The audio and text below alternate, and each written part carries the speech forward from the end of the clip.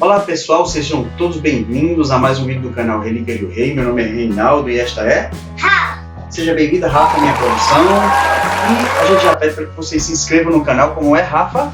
Dê um like, se inscreva no canal e aperte o sininho da notificação. E esse é o símbolo do YouTube também. Isso aí, Rafa. Então nós vamos apresentar a partir de agora uma série de livros de duas coleções Europa América, a coleção da Europa América, de livros de bolso, de ficção científica, e a coleção Argonauta. Há muita coisa de ficção científica, de autores conhecidos, autores famosos, Isaac Asimov, Robert Heinlein, Arthur Clarke, vocês vão adorar, tá? E nós vamos começar com esses dois aqui, ó, que são dois livrinhos de bolso.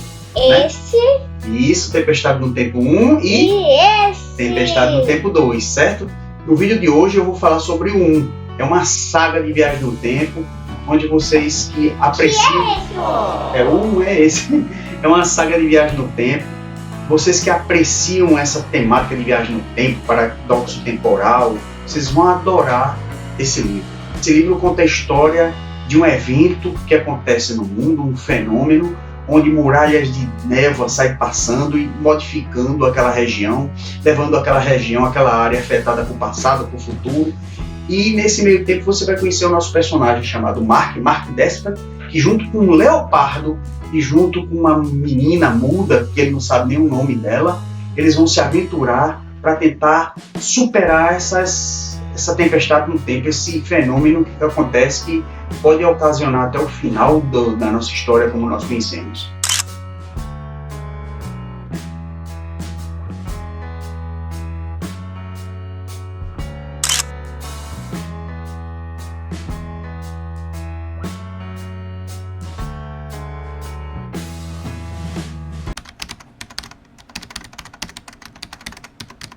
Então nossa história começa com o nosso personagem principal, Mark Déspota, percorrendo as estradas em seu furgão, acompanhado de uma garota muda que não se identifica, e, por incrível que pareça, de um leopardo chamado Sunday. Aos poucos vamos conhecendo melhor a história de Mark. E já no início da história a gente consegue traçar um perfil psicológico desse personagem. Porque você vai perceber a grande decepção que ele teve com a mãe, que o abandonou, o que fez com que ele criasse uma espécie de couraça de proteção, ao decidir acreditar que o amor era apenas uma ilusão, uma convenção social, uma convenção humana.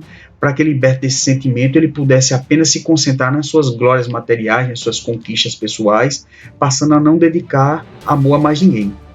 Se tornou um ser egoísta, um ser fechado. Ele estava no auge da carreira quando um ataque do coração aos 24 anos de idade o fez repensar a vida. Foi quando ele vendeu todos os seus bens e decidiu se refugiar numa choupana na montanha. Bom, Mark vivia ali os seus dias naquela choupana quando começou esse fenômeno maluco que abalou o mundo, que foi chamado por Mark de tempestade de eventos ou tempestade de épocas. Tratava-se de enormes muralhas de névoas que circulavam em todas as regiões do mundo, afetando as localidades por onde ela passava, alterando a temporalidade daquele espaço, seja para o futuro, seja para o passado. Fugindo constantemente daquelas muralhas, ele acabou por encontrar a garota em dado momento e o leopardo em outro momento. Bom, o leopardo Sunday, assim como acontece com todos os animais que são afetados pela muralha de névoas, ele se torna dócil ao ser humano que está por perto naquele momento que ocorre o fenômeno. Foi o que aconteceu com o Sunday. Sunday criou uma relação com o Mark, pois no momento que a muralha passou e ele foi afetado, o Mark estava por perto. Então ele se torna quase que um cãozinho para Mark. Mas o Sunday não deixa de ser um predador. Ele continua com o seu instinto animal, mas em relação a Mark, ele tem uma obediência fiel, um amor incondicional. Quanto à tempestade de épocas, por onde aquela tempestade passava, a área era afetada. Onde havia rio, ele simplesmente desaparecia no piscar de olhos, e onde não havia montanha, de repente aparecia uma montanha naquele lugar, porque o tempo mudou e a era geológica daquela região mudava também. E todos eram afetados com isso. Bom, o nosso herói Mark, ele decide ir em busca da ex-esposa, que vivia na cidade de Omaha. Mas quando ele chegou lá, ele se decepciona, pois no lugar da cidade havia um oceano. Provavelmente a esposa não teria sobrevivido àquela mudança de épocas. Bom, às margens daquele oceano, Mark se depara com criaturas humanoides, meio homem, meio anfíbio, que acabam capturando seu grupo e conduzindo-os aprisionados durante dias numa viagem mar adentro. Por sorte, dias depois, a embarcação das criaturas acaba aproximando na margem novamente. E depois de um confronto das criaturas com um grande tubarão, nossos heróis conseguem fugir e alcançar a margem. A partir daí, Mark toma uma decisão. Ele coloca como prioridade fazer experiências com as tempestades de épocas. No lugar de fugir das tempestades, como ele sempre fazia, ele arrisca entrar nelas, achando que em algum momento podia encontrar uma comunidade do futuro, onde os homens avançados poderiam saber o que está acontecendo com o tempo. Em uma dessas experiências, eles acabam chegando a uma casa onde conhecem uma mulher chamada Mary e a filhinha chamada Wendy. Elas possuíam uma matilha de cães treinados para protegê-las. A mulher acaba por decidir acompanhar Mark, e isso gera um conflito entre ela e a garota muda. A garota então decide partir sozinha e Mark acaba cedendo o leopardo para ir com ela. Mark agora se vê acompanhado apenas de Mary e Wendy. Então eles chegam a um rio e decidem atravessar para ver o que tem na outra margem. Quando chegam do outro lado, eles se deparam com uma quadrilha de bandidos, cujo líder se chamava Tech. Os bandidos tentam desarmar nossos heróis, mas não contavam com a esperteza de Mary, que tentou seduzir os bandidos na medida que dava um comando para os cães cercarem a quadrilha. Assim, de repente, os bandidos se veem cercados pelos animais e Tech e sua gangue têm que fugir, não antes de ameaçar Mark, dizendo que um dia vão se encontrar novamente. Bom, dias depois, o Mark decide entrar em uma nova muralha de névoas, sozinho dessa vez. Lá dentro, ele descobre uma construção em ruínas. Ele consegue entrar no prédio e aí conhece o Bill Gaut. É um técnico em eletrônica que faz experiências com a muralha do tempo. Bill decide seguir com Mark e eles refazem o caminho da muralha até ir para o outro lado onde está Mary, Wendy e os cães. Ao chegar do outro lado, ele se surpreende ao ver a garota com o leopardo, Mary, os cães e a gangue de Tech em clima de uma guerra fria. A garota muda havia desistido de seguir o caminho sozinha, e o Tech garante que está ali apenas para se juntar ao grupo, porque entende que o Mark seria o único que poderia resolver o problema da tempestade de tempo. Mark acaba aceitando a parceria, mas com ressalvas, e mantém um pé atrás porque não confia no Tech. Bom, dias se passam e, em mais uma experiência com a tempestade de épocas, Mark acaba conhecendo um avatar chamado Porniask, em uma cidade do futuro praticamente deserta. Esse era um avatar de um ser de outra galáxia, que estivera trabalhando com as muralhas de eventos. Finalmente Mark começa a ter uma ideia do que seria essa tempestade no tempo. Bom, o avatar vai apresentar uma teoria muito louca.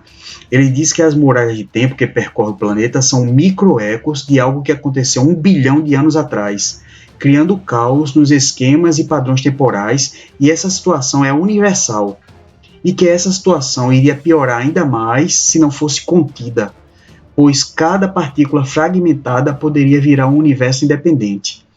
Mark então entendeu que o movimento de expansão do universo o fragmentou, rasgando o tecido do espaço-tempo, gerando as tempestades de evento em todo o universo. Bom, todos escutam essas explicações do Porniask, mas para Mark aquilo foi assimilado de forma diferente. Mark fica quase 30 dias catatônico, absorvido por aquele fenômeno. Esse processo Mark denominou de avisão. Porniask explica que Mark está desenvolvendo um entendimento intuitivo sobre o fenômeno e que ele está no caminho certo para a elucidação do problema. Diz que ele tem um dom diferenciado para trabalhar os esquemas de muralha de eventos.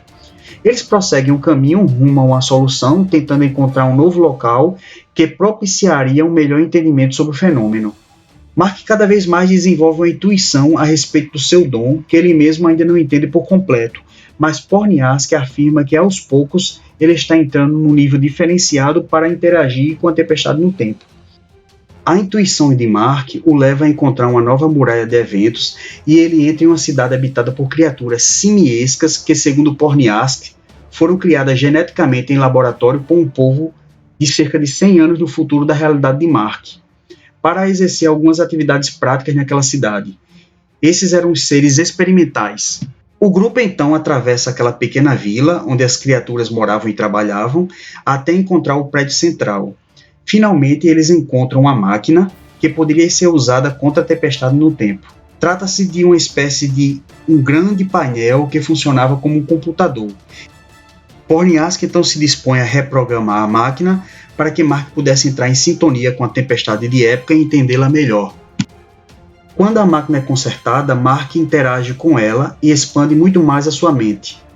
Numa dessas experiências, ele vai além da Terra, espaço afora, e compreende a grande teia universal sob uma perspectiva filosófica. Neste ponto, ele se revela como um mônada, ou seja, um bloco fundamental que poderia dar equilíbrio às forças da tempestade no tempo. Essa seria uma posição perigosa para Mark, porque a experiência poderia custar sua própria vida. Segundo Porniask, a mente de um mônada ligada ao dispositivo regulado por ele poderia realizar essa função de equilibrar a tempestade do tempo, ao menos naquela região. Porniask afirma que aquela missão também estava sendo realizada em outras partes do universo. Porniask revela que para ser mônada não basta ser inteligente, tem que ter essa capacidade de refletir o universo, assim como Mark a possui. Como se não bastasse as graves complicações universais que Mark tem para resolver, também vai transcorrendo a parte na história a relação dele com a Mary e com a garota. Totalmente absorto em seus problemas filosóficos e universais, Mark apenas agora descobre que a garota revelou o seu nome para todos do grupo. Ela se chama Ellen.